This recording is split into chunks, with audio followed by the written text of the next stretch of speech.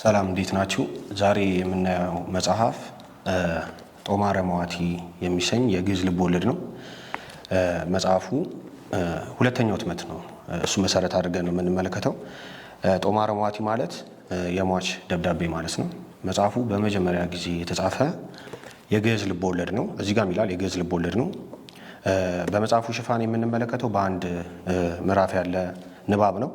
አንድ ልጅ ከእናቱ ጋር ሆኖ ሲያለቅስ፣ ከዛም በሩቅ ደግሞ መስቀል የሚያከብሩ በምሽት መስቀል ደመራ የሚያከብሩ ሰዎች ይታያል።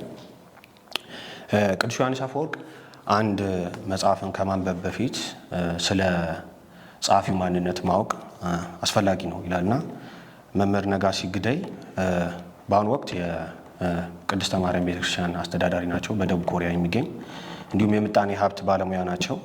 በቅድስት ሥላሴ ዩኒቨርሲቲም የነገረ መለኮት ምሩቅ ናቸው። የቅኔ የአቋቋም የድጓም አዋቂ ናቸው ማለት ነው።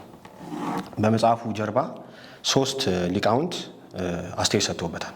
ሶስቱ ሊቃውንት ተመሳሳይ የሚያደርጋቸው ነገር ሶስቱም የቅኔና የመጽሐፍት መምህራን ናቸው። ያ ማለት በግዕዙ ብዙ ያሳለፉ የደከሙ ሊቃውንት ናቸው ማለት ነው። የመጀመሪያ አስተያየት የሰጡት መጋቤ ሐዲስ እሸቱ አለማየሁ ናቸው። የቅዱስ ጳውሎስ የቅኔና የመጽሐፍት ሐዲሳት መምህር ናቸው። እሳቸው በዚህ መጽሐፍ ላይ በሰጡት አስተያየት ምን ይላሉ? ደራሲው በግዕዝ ልብ ወለድ መጽሐፍ ጽፌያለሁ ብለው ሲደውሉልኝ እውነት ለመናገር ቀልድ መስሎ ነበር የታየኝ ይላሉ። ምክንያቱም አንድ ሰው መጽሐፍ ሲጽፍ ምን ያህል ሰው ያነብልኛል፣ ምን ያህል ገንዘብ ያስገኝልኛል፣ ጥቅሙን አስቦ ነው ሊጽፍ የሚችለው ነው። በአሁን ጊዜ ደግሞ በግዕዝ ቋንቋ መጽሐፍ ይህንን ሁሉ ጥቅም የሚያስገኝ አይደለም ይላሉ። በእርግጥ ጸሐፊው የምጣኔ ሀብት ባለሙያ እንደሆኑ የሚታወቅ ነው። ይሄን ኮንሲደር ሳያደርጉ አይደለም የጻፉበት ምክንያት ሞተ የተባለውን የግዕዝ መጽሐፍ በሕይወት እንዳለ ለማሳወቅ ነው። ምክንያት ተጽፋታቸውን ስለምናይ ማለት ነው። ሌላው ሊቀ ሊቃውንት በፀሐ ዓለሙ ጦማረ መዋቲን ለማንበብ ሲጀምር በብዙዎች ዘንድ እንደሞተ ለሚቆጠርለት ለግዕዝ ቋንቋ ፍቱን መድኃኒት ተገኘለት በሚል ሀሳብ ነው ስሜት ነው ይላሉ። እና ሶስተኛው ደግሞ አስተያየት የሰጡት መምህር መጋቤ ምስጢር ዘርዓ ብሩክ፣ እሳቸውም እንዲሁ የቅኔና የመጽሐፍ መምህር ናቸው። እሳቸው ሶስት ሀሳብ ያነሳሉ። በእርግጥ ጠቅለል ስናደርገው የመምህራኑን ሀሳብ ሶስት ሀሳብ አለው። የመጀመሪያው ጦማረ መዋቲ ለግዕዝ ቋንቋ ለደከሙ ሊቃውንት ማለትም በቅኔም ሆነ በዘመናዊ የቋንቋ ጥናት የደከሙ ሊቃውንት የመድከማቸው ውጤቱ ምን እንደሆነ የሚያሳይ ነው።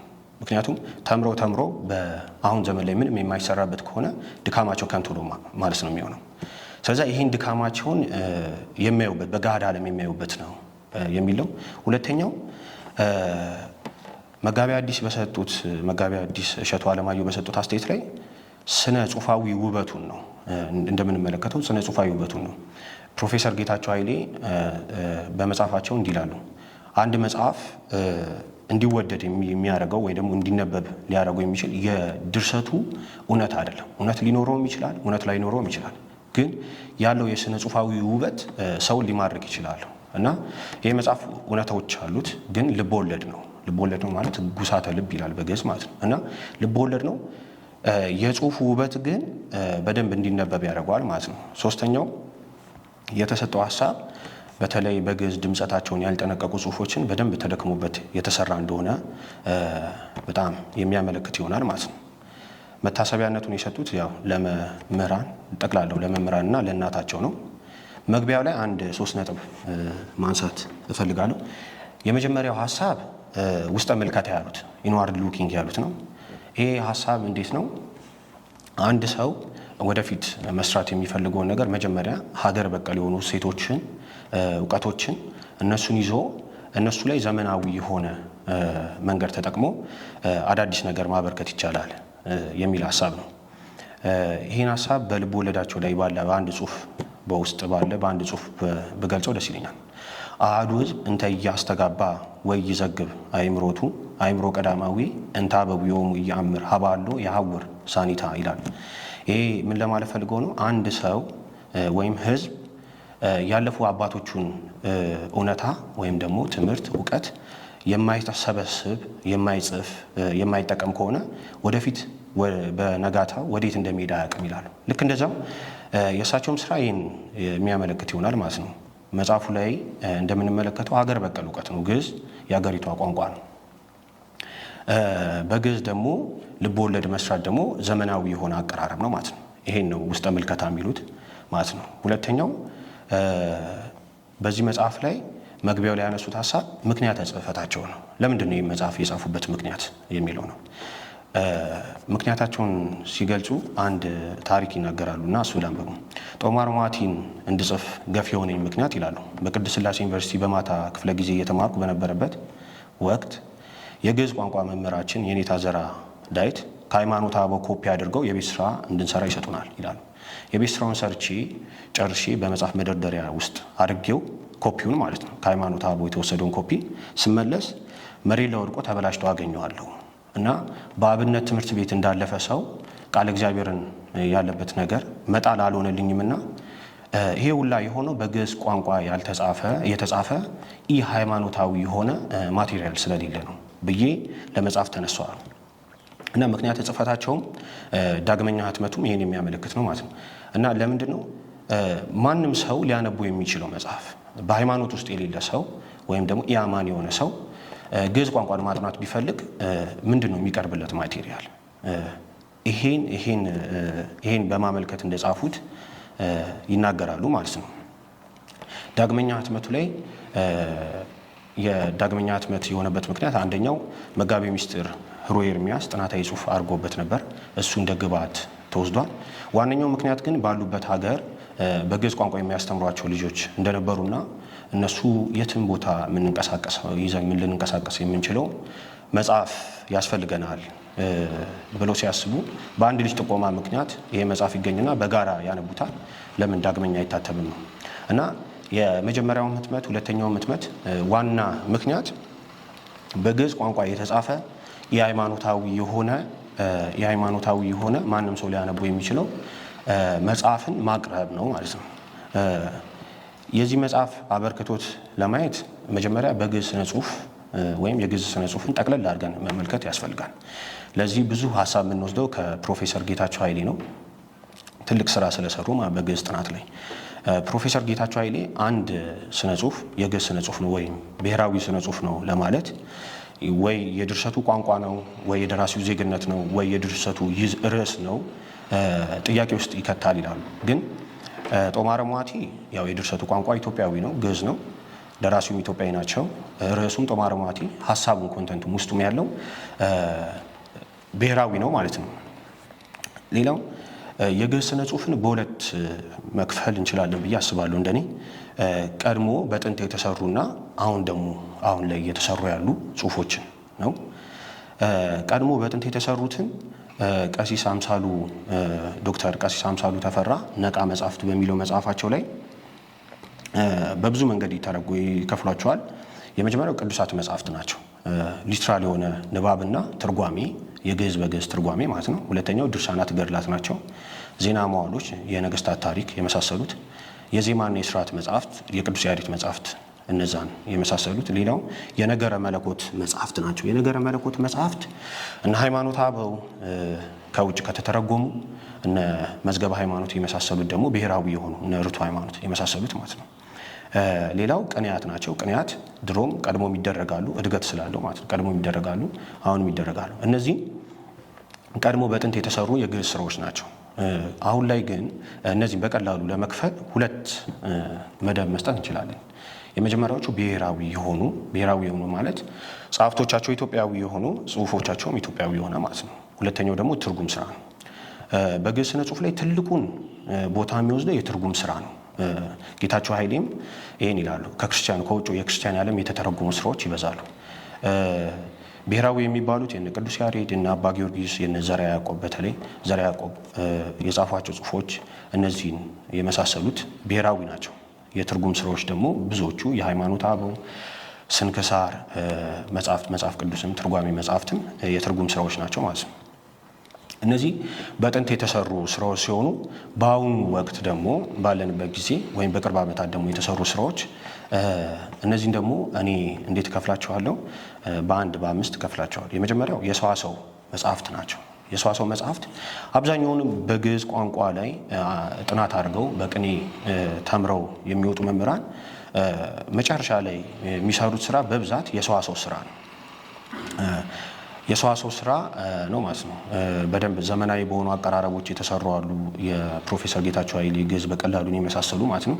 እሳቸውም አልፋ ግዕዝ የሚባል ዘመናዊ የሆነ የሰዋሰው ሕግን በመጠቀም የጻፉት መጽሐፍ አለ።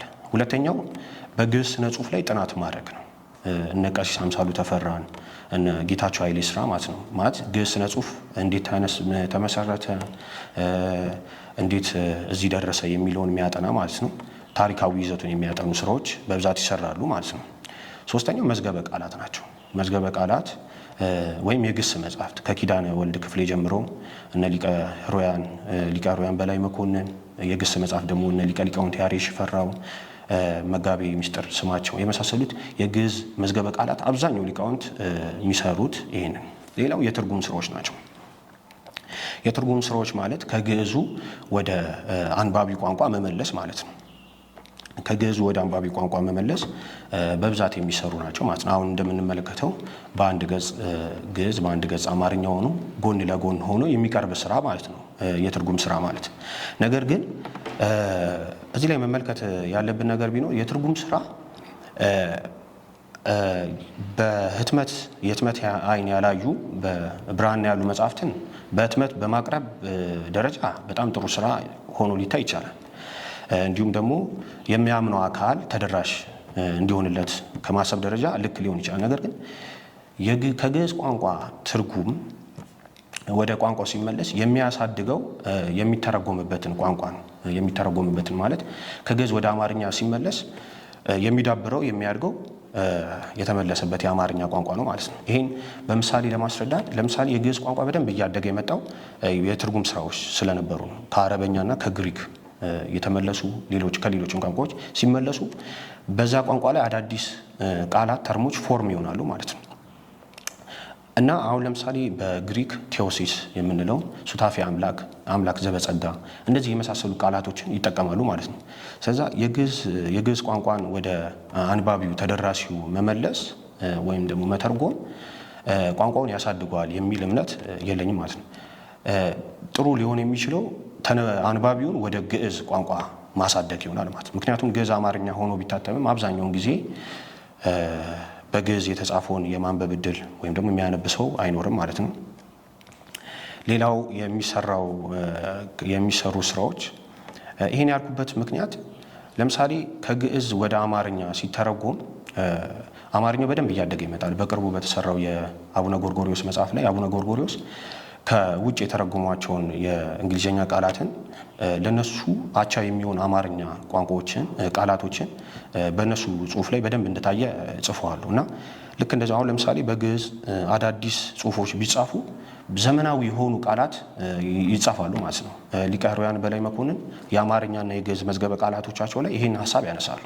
አሁን በዚህ ዘመን ለወደፊት የሚመጡ ለምሳሌ ኤአይን ምን ልንለው እንችላለን በግዕዝ። በዚህ ዘመን ግን በግዕዝ ቢጻፍ በግዕዝ መጻፉ ቢቀጥል እንደዚህ አይነት ቃላቶችን ወይ አቻ የሆነ ወይ ደግሞ ከዛው ከግዕዝ መጥቶ አዳዲስ ቃላት ፎርም ይሆናሉ ማለት ነው። ይሄ ለምን ይረዳል? ቋንቋው እንዳይሞት እንዲቀጥል ይረዳል ማለት ነው። የመጨረሻው በዚህ ዘመን ላይ የግዕዝ ላይ ከተሰሩ ስራዎች የቅኔ ስብስቦች ናቸው። የቅኔ ስብስብ ላይ በደንብ የሚነሱት መልአከ ብርሃን አድማሱ ጀንበሬ ናቸው። በእርግጥ ከዛ በፊት ስብስብ ይሰሩ አሉ እነ ብላቴን ጌታ ሄሩይ የመሰሉት ማለት ነው። ነገር ግን የቅኔ ስብስቦች በጣም ትልቅ ስራ ነው። እኔ በግዕዝ ጽሁፍ ከተሰሩ ስራዎች የቅኔ ስብስቦች ናቸው። ለምንድን ነው የቅኔ ትምህርት ዶክተር ጓለ ምን ይላሉ? የቅኔ ትምህርት ለኢትዮጵያ ትልቅ ሀብት ነው፣ ነገር ግን ይላል ሳይጻፍ በመቅረቱ የሀብታም ድሃ አድርጎናል ይላሉ። ቅኔ እንደሚታወቀው እለቱን መምህሩ ይነግራል። ከዛ በኋላ ያው ከእለቱ አያድርም ማለት የዕለት እንጀራ ነው ማለት ነው።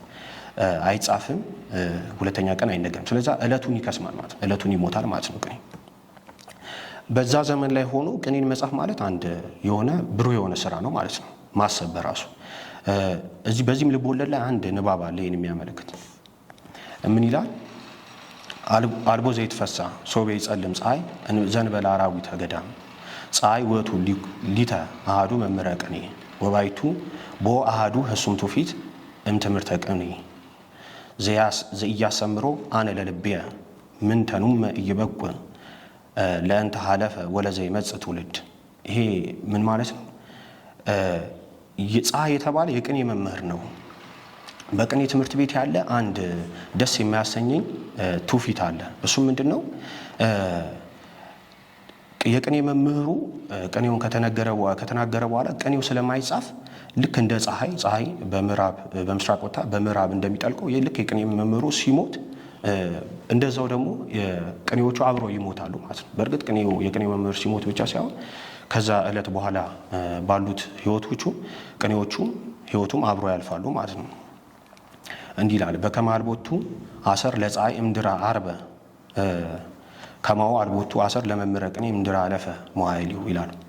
የቅኔ መምህር ህይወቱ ሲያልፍ ቅኔዎቹም እርሱም እንደሚያልፉት እንዲሁም ደግሞ ፀሐይ ደግሞ በምዕራብ ከጠለቀች በኋላ ከዛ በኋላ አትታይም እንደማለት ነው። ስለዚህ ቅኔዎች ተሰብስበው መጻፋቸው መታተማቸው በጣም ጥሩ የሆነ ሀሳብ ነው ማለት ነው። ከዛ በኋላ አዲስ ዩኒቨርሲቲ እንዲሁ የስብስብ ስራዎችን አድርጓል ማለት ነው። ይሄ በጣም ጥቅም አለው።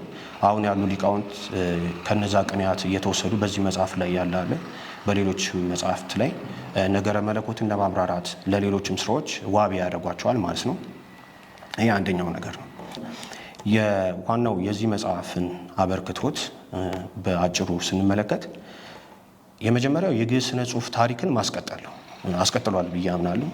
ሁለተኛው የግዕዝ ቋንቋ የመማሪያ ግብዓት መሆን ይችላል ብዬ አስባለሁ ማለት ነው። ሆኗል። ሶስተኛው ደግሞ ለግዕዝ ቋንቋ ለተጻፉ መጽሐፍት ድልድይ ወይም ደግሞ ተንከተብ ይሆናል ብዬ አስባለሁ። አራተኛው ለግዕዝ ቋንቋ ስነ ጽሁፍ አዲስ የሆነ የስነ ጽሁፍ መንገድን ማስተዋወቅ ነው። እነዚህን ስናብራራቸው የመጀመሪያው ለግዕዝ ቋንቋ ታሪክ ማስቀጠል ማለት አሁን በግዕዝ ቋንቋ የተሰሩ ጥናታዊ ጽሁፎች ወይም ደግሞ የግዕዝ ቋንቋ ላይ የተመለከቱ የታሪክ መጽሐፎች የፕሮፌሰር ጌታቸው ኃይሌም የቀሲስ ዶክተር አምሳሉ ተፈራ የሚያቆሙበት ዘመን አለ። ያቆሙበት ዘመን ምክንያቱ ለምንድን ነው? ከዛ በኋላ የተጻፈ ስራ ስለሌለ ሊጠና የሚችል ነገር የለም ማለት ነው። ለምሳሌ ጌታቸው ኃይሌ እንዲህ ይላሉ። በዘመነ መሳፍንት በ1760 እስከ 1850 ዓመተ ምህረት እና በአጼ ቴዎድሮስ የጀመሩት አዲሱ ዘመንና ግዕዝ ስነ ጽሁፍ አይተዋወቁ ይላሉ። አዲሱ ዘመን አማርኛ አሸንፎ የወጣበት ነው። ያ ማለት ግዕዝ የተሸነፈበት ዘመን ነው ማለት ነው። ይህንንም ያሉ በአጼ ዮሐንስ ዘመን የተሰሩ ጥቂት ስራዎች ስለነበሩ ነው። ነገር ግን ከአጼ ቴዎድሮስ በኋላ የተሰሩ ስራዎች የግዕዝ ስነ ጽሁፎች የሉ ማለት ነው። ስለዛ ምዕራፉ በዛ ላይ ይጠናቀቃል ማለት ነው። እንዲሁም ደግሞ ቀሲስ አምሳሉ በእርግጥ ከዛ በፊት እየሞተ መጥቷል ማለት ይቻላል። ምክንያቱም አሁን ለምሳሌ ግዕዝ በደንብ የሚነገረው በቅኔ ቤትና በመጽሐፍት ቤት ነው። በመጽሐፍ ቤት ደግሞ በግዕዝ ትርጓሜው ወደ አማርኛ የተቀየረው ግዕዝ አማርኛ ንባቡ አማርኛ ግዕዝ ትርጓሜ አማርኛ የተደረገው ደግሞ በዘመነ ጎንደር ነው ይላሉ ቀሲስ አምሳሉ። ስለዛ ከዛ በኋላ በብዛት የተሰሩት ቅጂዎች ማለት የነበሩትን መቅዳት እንጂ አዳዲስ ጽሁፎች አልተበረከቱ ማለት ነው።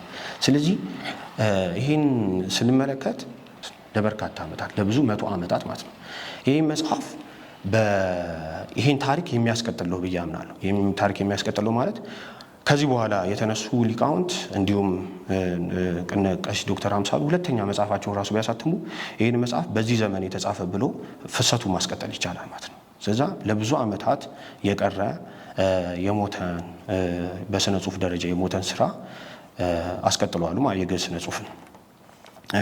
በዚህም በአማርኛ ጽሁፍ ላይ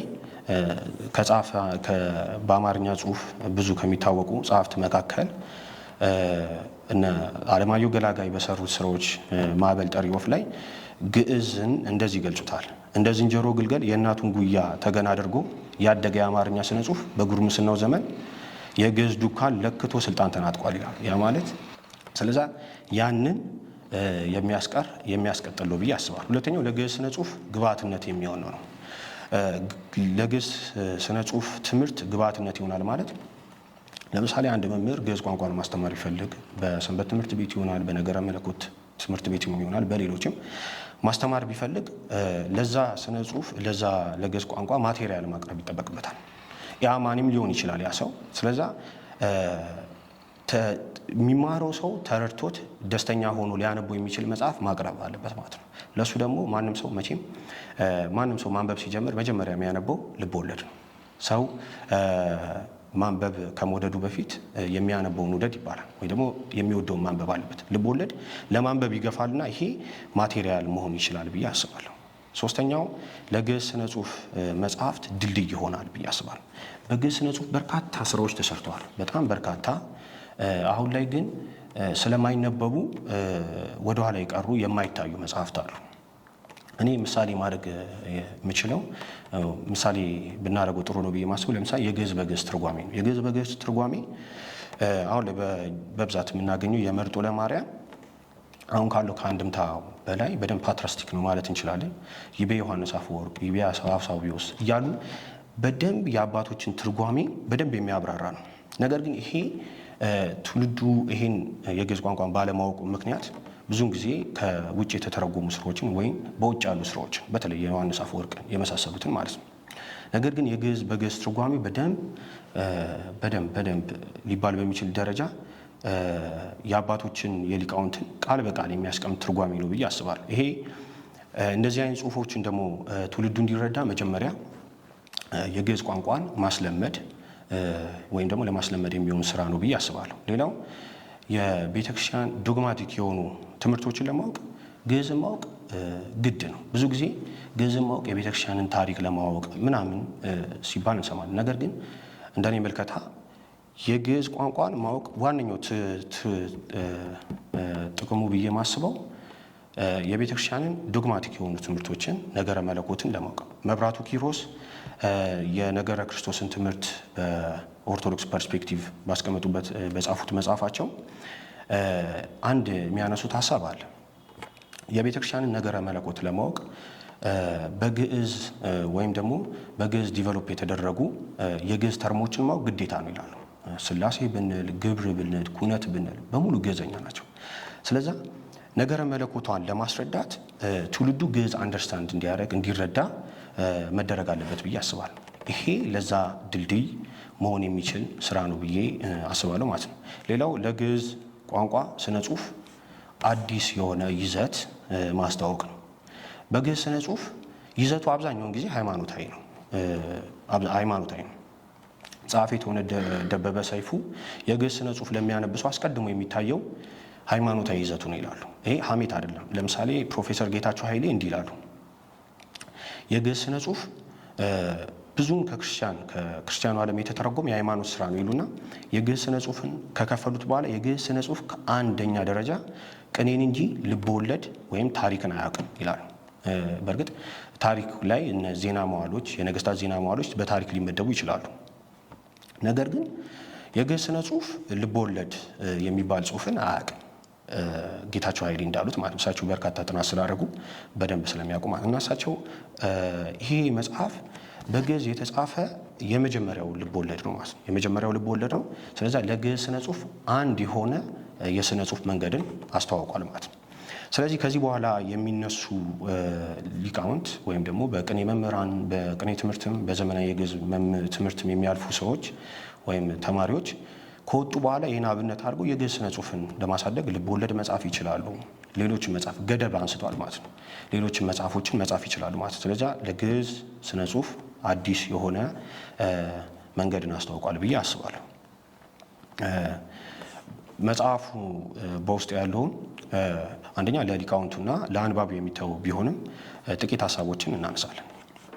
መጽሐፉ ብዙውን ጊዜ ምሳሌያዊ የሆኑ ጽሁፎች አሉት፣ በደንብ ይበዙታል። ሁለተኛ ደግሞ የመምህሩ የራሳቸውን ቅኔም የሊቃውንቱንም ቅኔ በመጽሐፍ ውስጥ አቅርበዋሉ ማለት ነው። ለመመልከት ያህል ለምሳሌ በመጽሐፍት የምናውቃቸው በወንጌል የምናውቀውን ምሳሌ ወደ ስነ ጽሁፍ ወስደው ያቀረቡበት አንድ ንባብ አለ። ምን ይላል? አመ ቀዲሙ ብዙኃን አባግዕ ነበራይታ ቀባ እምነ ብዙኃን ህዳጣን አተኩላት። ከቀድሞ ብዙ በጎች ከጥቂት ተኩሎች ይጠበቁ ነበር። ይእዜሰ ተቀንበለ ዝንቱ ኩሉ። አሁን ግን ይሄ ሁሉ የተለየ ሆነ። ሁልቆም ተኩላት ፈድፈደ ሙልቆ አባግዕ። የተኩላት ወይም ደግሞ የተኩሎች ቁጥር ከበጎች ቁጥር በዛ። ተኩላት አለው ያድሩ ውስተ ቤተ አባግዕ በመልክ አባግዕ ይላል። ተኩሎች በበጎች መልክ በጎችን መስለው በበጎች ቤት ማደር ጀመሩ። ይእዜሰ ዘይብስሰ ይትገበር ሎሙ ለተኩላት ጥንቁቅ አቃቢ ወሰነ መራየ ዘይትገበር ላባገ አመቀዲሙ። አስቀድሞ ለበጎች የሚደረገው ጥበቃ የሚብሰው ከዚህ የሚብሰውስ ለበጎች የሚደረገው ጥበቃ ለተኩሎች መደረግ ተጀመረ። ኖሎት ተወለጡ ሀበ ተኩላት። ጠባቂዎቹ ደግሞ ኖሎት ወደ ተኩላት ተለወጡ። አባግ ተወለጠ ሀበ አጣሊ። በጎች ደግሞ ወደ ፍየሎች ተለወጡ። ህሊና ተወለጠ ሀበ ከርስ ይላል። ህሊና ወደ ሆድ ተለወጠ። ኩሉ ስርዓተ ውደት ዘደም ዘይከውን በውስተ ልብ ይላል። በሕገ ተፈጥሮ ናሁ ወረደ ሀበ ከርስ። በሆድ ውስጥ በህሊና ውስጥ የሚደረግ የደም ውደት ሁሉ ወደ ሆድነት ወረደ። አንተንተ ልብ ያስሩ ወይንሱ ምግበ ህየንተ ሀሳብ። አስቀድሞ በህሊና ውስጥ የሚደረገው የሀሳብ ውደት ነበር። አሁን ግን የምግብ ውደት ሆነ። ይህንን ያስሩ ጀመር ነው። ኩሉ ዋለ ለዘ የተፈጥረ። ዋናው ኮንክሉዥኑ ይሄ ሁሉ ላልተፈጠረበት ዋለ ነው። በመጽሐፍ እንደምናውቀው ጌታችን የሰጠው ምሳሌ አለ። ጴጥሮስን እነዚህ በጎችን ጠብቅ ብሎ ኖላዊነትን ሰጥቶታል። የሚጠበቁትን ደግሞ በጎች ብሏቸዋል። ለበጎች ደግሞ ጠላታቸው ተኩሎች ናቸው። ስለዛ ተኩላዎች የበግን መልክ መስለው በበግ ቤት መኖር ሲጀምሩ ለነሱ የተለየ ጥበቃ ሲደረግላቸው ከዚህ ደግሞ የሚብሰው ደግሞ ተኩሎች በጎች ጠባቂዎች ራሱ ወደ ተኩላነት ሲቀየሩ በጎች በግ ሆነው መኖር አይችሉምና ማለት ነው። በበረታቸው ወደ ፍየልነት ተለወጡ። እንደ ፍየልም የጫካን ቅጠል መብላት ጀመሩ ይላል። ከዛ እንደዚህ ሁሉ ህሊና ሁሉ ወደ ሆድ ወረደ። የዚህ ምክንያቱ ደግሞ ምንድነው? ህሊና ሁሉ ወደ ሆድ ወረደ። ስለዛ ህሊና የቀድሞ ስራው ሀሳብ ነበር። ሀሳብ ማውጣት ማውረድ ነበር። አሁን ግን ምግብ ማውጣት ማውረድ ሆነ ይላሉና ይሄ ጽሁፍ የሚያመለክተን በመጽሐፍ ያሉ ምሳሌያትን ወደ ስነ ጽሁፍ መውሰድ ማውረድ ነው ማለት ነው። ይሄ ኖሎትም የተባሉት ምሳሌ ያላቸው፣ አባግም የተባሉት እንደዛው፣ አጣሊ የተባሉትም እንደዛው፣ ተኩላትም የተባሉት ማለት ነው። ይህን የሚያስረዳ አንድ ቅኔ አለ። መጋቤ ሐዲስ ባሕረ ጥበባት አዱኛ የሚባሉ ዋዜማ ቅኔ ነው። ለምንት ፈጠርኩሙነ በጊዜ ሳምናዊት ዘመን ምልዕተ አመፃ ወዳንስ አቡከ ወመንፈስ ቅዱስ ወአንተ ክርስቶስ። መጽሐፍ ቅዱስ ኮነ ለስጋ ለምግበ ስጋ ወከርስ አልቦ ቅዱስ ወአልቦ ጻድቅ ወአልቦ ቅዱስ እስመ ኮነ ሃይማኖት ቢዝነስ ይላል። ሀሳቡ ጠቅለል ሲል ነገር ግን ሀሳቡ ጠቅለል ሲል ለምንድን ነው በዚህ ዘመን የፈጠራችሁን አብ ወልድ መንፈስ ቅዱስ በሳምናዊት ዘመን ይላል። መጽሐፍ ቅዱስ ለምግበ ስጋ እና ለምግበ ስጋ ሆነ። አልቦ ጻድቅ ወአልቦ ቅዱስ ማለት ቅዱስም ጻድቅም የለም። እስመ ኮነ ሃይማኖት ቢዝነስ ሆኗል። ያን ሀሳብ በደንብ የሚያስረዳልን ነው ማለት ከላይ ያለውን ሀሳብ በደንብ የሚያስረዳ ቅኔ ነው ማለት ነው። ይህን በራሳችን መንገድ ተርጉመን ልንወስደው የምችለው። ሌላው በዚህ መጽሐፍ ላይ ያዩት አንድ በጣም ወሳኝ ነገር ስለ ቅዱሳት መጽሐፍት የጻፉበት ምክንያትና ውጤትን የተከተለ ንባብ ነው። ንባቡ እንዲህ ይላል። ሀበኒ አዛነ ልብከ እንግርከ ምረ ለአርኪየ በምሳሌ የልቦናን ጆሮ ስጠኝ በምሳሌ እነግርሃለሁ ወንድሜ ወይ ወዳጄ ማለት ነው። ኩሉ ግብር ወኩሉ ነገር ዛሉ ውስተ ቤተክርስቲያን ፍሉጥ ውእቱ እምግብረ ሰብ ዓለማዊ። በቤተክርስቲያን የሚደረግ ማንኛውም ስራ ግብር ማለት ስራ ነው። ስራ ከዓለማዊ ሰው ከሚሰራው ስራ የተለየ ነው። ትሬ ማየ ቅዳሴ ውስተ ቤተክርስቲያን በቤተክርስቲያን ውስጥ የቅዳሴ ጸበልን ትመለከታለህ ይሏል። እምቅድመ በዓቱ ለውእቱ ማይ ውስተ ቤተ መቅደስ ማይ ዘቅዱ ሙስተ ፈለግ ውእቱ ስሙ። ወደ ቤተክርስቲያን ከመግባቱ በፊት አስቀድሞ ስሙ ምንድነው? ከወንዝ የተቀዳ ከምንጭ የተቀዳ ውሃ ነው። እምድረሰ ተገብረ ቦቱ ጸሎተ ቅዳሴ አኮ ማይ ባይቲቱ አላ ሰዋሰወ በረከት ዘያንሶሱ ቦቱ ጸጋ እግዚአብሔር እምሰማይ ዲበ ምድር ይላል። ነገር ግን ጸሎተ ቅዳሴ ከተደረገበት በኋላ ያ ውሃ ወደ ምንነት ይለወጣል። ከሰማይ በረከትን የሚያወርድ ጸጋ እግዚአብሔርን የሚያወርድ ከሰማይ ወደ ምድር የሚያወርድ መሰላል ይሆናል። ከማሁ ልብስ ዘትሬው ውስተ ቤተ መቅደስ አኮ ልብስ ባይቲቱ አላ ልብሰ ጸጋ። ቤተክርስቲያን ውስጥ የምታየው ልብስ እኛ እንደምንለብሰው ልብስ ዝም ብሎ ተራ ልብስ አይደለም፣ የጸጋ ልብስ እንጂ። ሁሉ ንዋይ ዛህሉ ውስተ ቤተክርስቲያን ማጸድ እስከ መንበረ ታቦት አኮ ንዋይ ባይቲቱ አላ ንዋይ አምልኮ በረከት ይላል። ምንድነው? በቤተክርስቲያን ውስጥ የምታየው ከአጸድ ከቅጹ ከግቢው ጀምሮ እስከ መንበረ ታቦት ያለው ንዋይ ብቻ አይደለም ማለት እቃ ብቻ አይደለም። ንዋይ አምልኮ በረከቱ የአምልኮና የበረከት ዕቃ እንጂ ጸናጽልኒ ከማው አኮ ብርት ባይቲቱ ውእቱ አላ ብርት ቅዱስ። ጽላጽልንም ተመልክተ ብረት ብቻ ነው አትበል፣ የተቀደሰ ብረት እንጂ እንበነይ ዝ ይትባል ስሙ ንዋይ ቅድሳት አኮ ንዋይ ባይቲቱ። ዕቃ ብቻ ቢሆን እነዚህ የምታያቸው የምትመለከታቸው ነገሮች ዕቃ ቢሆኑ ዕቃ ብቻ በተባሉ ነበር። ንዋየ ቅድሳት ተብሎ የተቀደሱ ዕቃዎች የተባሉበት ምክንያት የተቀደሱ ስለሆኑ ነው። ወከመዝ ኩሉ ግብር እመኒ ፈትቶ አው ቅዳሴ አው አቂበ ቤተክርስቲያን አው ዘምሮ አኮ ግብር ዓለማዊ አላ ተጸምዶ ሰማያዊ ይላል። ምንድነው? በቤተክርስቲያን ውስጥ የምታየው ፈትቶም ቢሆን ቅዳሴም ቢሆን ዝማሬም ቢሆን ዓለማዊ ስራ አይደለም፣ ሰማያዊ የሆነ ግብር ነው እንጂ ይላልና ምክንያቱም ምንድነው? በቤተክርስቲያን ውስጥ የምናያቸው ቅዱሳት ዕቃ ብቻ ቢሆኑ የተቀደሱ ዕቃዎች አይባሉም። ስለዚህ የተቀደሱ ዕቃዎች የተባሉበት ምክንያት የተቀደሱ ስለሆኑ ነው። እና ሁለቱን ግብራት መለየት አለበት፣ በቤተክርስቲያንና በውጭ የሚደረጉትን የሚል ልባብ ነው ማለት ነው። ሌላው ጸሐፊው በጽሁፉ ውስጥ ያቀረቡት አንድ ቅኔ አለ፣ አንድ ገጸ ባህሪ አለ። አኗኗሩ እንዴት ነው? ከቤተክርስቲያን በሚገኝ መክፈልትና ከመንግስት በሚገኝ ረድኤት የሚኖር አንድ ግያዝ የተባለ ገጸ ባህሪ እና ጉባኤ ቃና ነው። ንብረቱ ለግያዝ ዘገዳም ኤልሳ ኦፍ በመክፈልት ክንፍ ወበረድኤት አፍ ይላል። ያው ለሰሙ ግያዝ የተባለ ደቀ መዝሙር አለ የኤልሳ በመጽሐፍ የምናውቀው ማለት ነው። ለወርቁ ግን ግያዝ የተባለው ገጸ ባህሪ በመክፈልት ክንፍ ይላሉ። በመክፈልት በቤተክርስቲያን በሚገኝ መብል ማለት ነው። በሱ ክንፍነት በረድኤት ደግሞ አፍነት የሚኖር ሰው መሆኑን ለማስረዳት ማለት ነው። ይሄ በመጽሐፉ ውስጥ የሊቃውንት ቅኔ ቅድም እንዳሉ ውስጠ ምልከታ ማለት ነው። ቅኔያቱን በልብ ወለድ መልክ ማቅረብ ማለት ነው። በልብ ወለድ ውስጥ ማቅረብ ማለት ነው።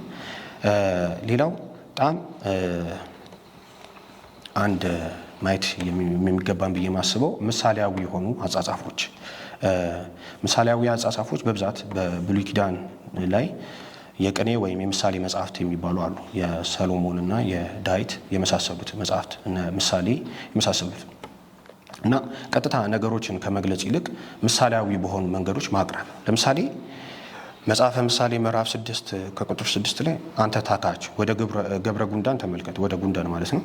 መንገዷንም ተመልከት ጠቢቡን አለቃና አዛዥ ሳይኖራት መብሏንም በበጋ ታሰናዳለች፣ መኖሯንም በመከር ትሰበስባለች ይላል። ያ ማለት መታከት እንደሌለበት ሲያስረዳ ወደ ጉንዳን ተመልከት፣ ቀለል ባለ ምሳሌ ማለት ወደ ጉንዳን ተመልከት። አዛዥ አለቃም የላትም፣ የሚያዛት ሰው የላትም እና ክረምት ላይ ስለማይመቻት መብል ለመሰብሰብ በበጋ ሰብስባ በቃ ትሰናዳለች። ልክ እንደዛ የመሰለ ንባብ እናገኛለን። ንባቡ በቅኔ መምህርና በቅኔ ደቀ መዛሙርት የተደረገ ክርክር ነው፣ ተዋስኦ ነው እና የቅኔ ደቀ መዛሙርቱ እንዲህ ይላሉ። ለሰው ዘመድ ካለው በቂ ነው፣ ዋናው ነገር ዘመድ ነው የሚል ሀሳብ ያነሳሉ እና መምህራቸው አይ ዘመድ አይበቃም የሚለውን ሲያስረዱ ይለበውከ ወልድየ ልጄ አላስተዋልክም አኮ ዘመድ ዘይበቆ ለሰብ ለሰው ልጅ ዘመድ የሚበቃው አይደለም። ዘመድኒ ጓ እይቀረበከ ለእማልብከ ዘመድ ከሌለ አይጠጋ። ይሄ በደንብ የምንረዳው ይመስለኛል። ዘመድ ከሌለ አይጠጋ። ስማ እክስት ለከ በምሳሌ ስለዛ ስማኝ በምሳሌ ይገልጽልሃል። አሁን ዘመድ ከሌለ ዘመድ አይጠጋም ያለውን በምሳሌ ሲገልጽ መጽሐፍ ምሳሌ ላይ እንዳየ ነው። ለጽንጽንያ ቦቱ አሃዱ ጠባያ ፍጥረት ይላል። ለዝንብ አንድ የሆነ የፍጥረታዊ የሆነ ጸባይ አላት። ይኬለለከ በክነፊው ሶበይሬከ ዘምስለ ሀሊብ ከሀብተ ሀሊብ ጋር ሲያየ ከወተት ጋር ሆነ ሲያየ ነው። ከወተት ጋር ሲያየ በክንፉ ይከልልሃል። ያውደከ ዘንበለ ረፍት ሶበይረከበከ ዘምስለ ስጋ ከስጋ ጋር ደግሞ ሆነ ሲያገኘ ያለ ረፍት ይከብሃል። እመሰ ረከበከ ምስለ ማይ ጽሩይ ይቀርብ ሀቤከ በንጹህ ታጥበህ ግን ካየ ወደ አንተ አይቀርብም። እያአረፍም ዘባንከ በትከሻም ላይ አይቀመጥም። ወእያሐልፍ አንጻር አዕይንቲከ ሶበይሬከ በንጽህና በንጽህና ሆነ ሲያይ በዓይንም አንጻር አያልፍም፣ በትከሻም ላይ አይቀመጥም። ከማው ውእቱ ጠባያ ሰብ የሰውም ልጅ ጠባይ ልክ እንደዛው ነው። ሶበይሬከ ምስለ ሀብተ ሀሊብ ያውዳ ለቤትከ ከመጽንጽንያ ሀብታም ሆነ ሲያይ ማለት ከምስለ ሀሊብ ጋር ሲያይ እንደ ዝንብ ቤትን ይከባታል። እመኒ ይርሄከ ዘምስለ ማዕር ሀብተ ማዕር ይኬልለከ በከመ ንብት ይኬልሉ ንግስቱ ንግስት አሁን ንቦች ንግስታቸውን ከበው ነው የሚዞሩት ንግስታቸው በሄደችበት። ልክ እንደዛው ከማዕር ጋር ሀብታም ሆነ ሲያይ ዘመድ ምን ያደርጋል? እንደዛው ንግስት ንቦች እንደሚከተሉት ይከተላል። እመሰ ይሬከ ምስለ መከራ አዊዶ ተክሳዱ ሀቤ ከአተኒ ቅጽበተ ይከብዶ ከመታዘዘ በኩር ይርግ አቀብተ ኤፍራታ። ነገር ግን ከመከራ ጋር ሲመለከት ወደ አንተ ሊቀርብ አይወድም። እንዲሁም ደግሞ ኤፍራታ የምትባል ቦታ አለች። የእሷን ተራራ ወይም ደግሞ ኮረብቷን መውጣት በኩር እንደሚደክመው እንደዛው ይደክመዋል። ከመዘ ኢይሬከ ያህልፍ በፍኖቱ እንዳላየ ሆኖ ያልፈሃል። ወከመ ኢየአምረከ ይርቅ እምጥቃከ ከመ ኢይኪድ እንተ ትኬዶ በእገሪከ እንተ ትከይዶ በእገሪከ አንተ የሄድክበትን ላለመሄድ በርቀት ሆኖ ያልፈሃል ይላል። አሁን ይሄን በንብና በዝንብ ምሳሌ አድርጎ አቅርበዋል ማለት ነው። ለልቦ ዝንቱ ነገረ ጽድቅ ህቱት ዘምስጥረ ቅኔ ዘሊቃውንት ይላል። ይህን ነገር ለመረዳት የሊቃውንት ቅኔ ከዚህ በፊት የተደረጉ ቅኔዎች ናቸው በመጽሐፉ ያካተቱት። ይሄ ቅኔ እውነት ነው ይላሉ። ቅኔው ምንድን ነው? አልቦ ዘመድ ጊዜ ተዋርዶ ወይ ከውን ዘመድ ጊዜ ተዋርዶ ባይድ እመሰ ይትለያል በንብረተ ስጋ ማዕድ ጥቀ ዘመድ ወጥቀ ነገድ ባይድ ይዛመድ አባልቦ ነገድ ወይም አባልቦ ትውልድ ሶበሂ ተሰልዎ ለሐዋርያት አይሁድ አደገ ፈጣሪው ወቆመ ምስለ ባይድ ዘመድሰ ዮሐንስ ወልደ ነጎድጓድ የተፈልጠ እምሙ ምስለ እሙ እስከ መቃብር ይወርድ ይላል። የቅኔው ሀሳብ ጠቅለል ሲደረግ ዘመድ በመዋረድ ጊዜ ዘመድ አይኖርም። በመዋረድ ጊዜ ዘመድ አይኖርም። ነገር ግን ሰው ልጅ በንብረት በሀብት ደግሞ ሲሆን ዘመድ ያልሆነ ይዛመዳል፣ ባዕድ ይዛመድ ይላል። ዘመድ ያልሆነ ከዝምድና የማይገኝ ይዛመዳል። ይህን ያመጡትና ሊቁ ምን ይላሉ? ሶበ ተሰልዎ ለሐዋርያት አይሁድ። አሁን አይሁድ ጌታን በፈለጉት ጊዜ ነው። እንግዲህ ጌታ እንደሚታወቀው 120 ቤተሰቦች አሉት። በትርጓሜ ወንጌል ላይ የሚገልጻቸው 120 ቤተሰቦች አሉ። የመጀመሪያው 12ቱ ሐዋርያት ናቸው። ከዛ 36ቱ ቅዱሳን አንስት፣ 72ቱ አርድእት ናቸው። እነዚህ እንደውም ከዘመድነት አልፎ ቤተሰብ ናቸው። ቤተሰቦቹ ያ ማለት ትርጓሜው እንዴት ነው የሚያስቀምጠው? ሚስጥር አይጓደልባቸውም ይላል። ከዋለበት እየዋሉ ካደረበት እያደሩ ሚስጥር ያልተጓደለባቸው ናቸው ማለት ነው። ነገር ግን ሌሎች የሚከተሉት አሉ ማለት ነው። እነሱን እንደውም እነዚህም ቤተሰብ ካል እነሱን ዘመድ ማለት እንችላለን። ከ5 ገበያ ሕዝብ በላይ የሚከተላቸው አሉ። እነሱ ያው ካደረበት አያድሩም፣ ከዋለበት አያውሉ። በብዛት የሚመጡበት ምክንያት መብል ስለሚያበረክትላቸው ነው። አሁን ጌታ በሐዋርያት በአይሁድ እጅ ሲወድቅ እነዛ መብሉን የተሻሙት በሙሉ ስቀለው ብሎታል ማለት ነው። ዘመዶቹ ዘመድ ማለት እንችላለን። ቤተሰቦቹ የተባሉት ሐዋርያት እንኳን ነው ሁሉም ተለዩት። ያው አንዱ ሽጦታል፣ ከዛን 11 ይገኛሉ። ከ11 ደግሞ 2 ተከትሎታል፣ ጴጥሮስና ዮሐንስ በፍርሃት ያው ጴጥሮስም ክዶታል ማለት። ሌሎቹ ግን ጠፉ። ዘመድሰ ዮሐንስ ወልደ ነጎድጓድ የሚለው ዘመድስ ዮሐንስ ወልደ ነጎድጓድ ነው። የነጎድጓድ ልጅ ዮሐንስ ነው። የተፈልጠ ምስለ እሙ እስከ መቃብር ይወርድ፣ መቃብር እስኪወርድ ድረስ ከእናቱ ያልተለየ ዘመድ ቢኖር ዮሐንስ ነው ይላል። እና ይህንን የሊቃውንት ቅኔ በንባብ ውስጥ ይከቱትና ለንባባቸው ውበት ያቀርቡታል ማለት ነው። ይህ ንባብ በደንብ እሱን የሚገልጽ ነው። አንትሙኪ አንትሙ በእፎት ትመነዩ ትነብሩ በሰላም ቀቢረክሙ ፈልፈለ ሰላምክሙ በውስተ ሳጹን። እናንተ እንዴት በሰላም ልትኖሩ ትወዳላችሁ፣ ልትቀመጡ ትወዳላችሁ፣ የሰላማችሁን ፈልፈል ወይም ምንጭ በሳጥን ውስጥ ቀብራችሁ ይላል። በእርግጥ ይሄን የጻፈው በጽሁፉ በልብ ወለድ ውስጥ ያለ አንድ ካራክተር ነው። ነገር ግን ለግዕዝ የላከው የሚመስል ንባብ ነው። ይዜኒ ይሞተ አሎ በሕይወት፣ አሁንስ የሞተ አይደለም በሕይወት አለ። ስነነጽያት ዘመቃብር ውጉዛን እሙንቱ ከመ ኢይበሉ ስጋሁ ለዘ ከመዝ ብርሃነ ዓለም ወኩሉ ፍናው ይላል። አንትሙሳ አንትሙ በእፎት ትመነዩ የተባሉት በግዕዝ ቋንቋ አሁን ባሁን ያለን ትውልድ ወይም ደግሞ ባለቤቶቹ ማለት ነው፣ የግዕዝ ቋንቋ ባለቤት ናቸው። በሰላም እንዴት ልኖሩ ትወዳላችሁ? ቀቢረክሙ ፈልፈላ ሰላምክሙ፣ የሰላማችሁ ፈልፈል መገኛ ብዙ እውቀት ብዙ ጥበብ ያስገኘላችሁን ይህን ቋንቋ በሳጥን ውስጥ ቀብራችሁ እንዴት ልትኖሩ ትወዳላችሁ? ይዜሰ ይሞተ አሎ በሕይወት፣ አሁንስ አልሞተም። ላለመሞቱ ደግሞ ማረጋገጫ ያው እየተጻፈበት ነው። ስለዚህ አልሞትኩም ነው። ከዛ ስነነ እጽያት ዘመቃብር የመቃብር ትሎች ውጉዛን ምንቱ ከመይበሉ ስጋው የመቃብር ትሎች ስጋውን እንዳይበሉ የተወገዙ ናቸው። ምክንያቱም በአረማመዱ ሁሉ የዓለም ብርሃን ነውና ይላል። ስለዚህ ተጠብቆ የቆየ አልሞትኩም ባይ የሆነ ጽሑፍ እንደሆነ የሚያመለክት ነው ማለት ነው። ስለዚህ ጠቅለል ስናደርገው የዚህ መጽሐፍ አበርክቶት ከላይ የዘረዘርናቸው አራቱ ናቸው።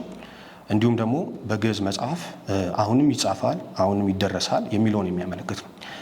ሪኮመንድ ማድረገው መጽሐፍ በጠቅላላው ለአንባቢው ለሚያነብ ሰው፣ በተለይ ደግሞ በግዕዝ ቋንቋ የሚያጠኑ ሊቃውንት፣ የቅኔ ደቀ መዛሙርት፣ መምህራን፣ ለወደፊት መምህራን የሚሆኑ በስነ መለኮት በሰንበት ትምህርት ቤት የሚያጠኑ ቢያነቡት በጣም ልክ ነው። አንድን ቋንቋ ለማጥናት ከሰዋሰው ሕግ በላይ ወይም ደግሞ ቮካብለሪ ከማጥናት ግስ ከማጥናት በላይ በቋንቋው መግባባት ማውራትና በቋንቋው ማንበብ ቋንቋውን ያሳድገዋል። ማንም ሰው ቋንቋን የሚለምድበት ሂደት ስለሆነ ማለት ነው። ስለዚህ ቋንቋውን የሚያጠኑ ይሄን መጽሐፍ ቢያነቡ በደንብ ይጠቀሙበታል ብዬ አስባለሁ።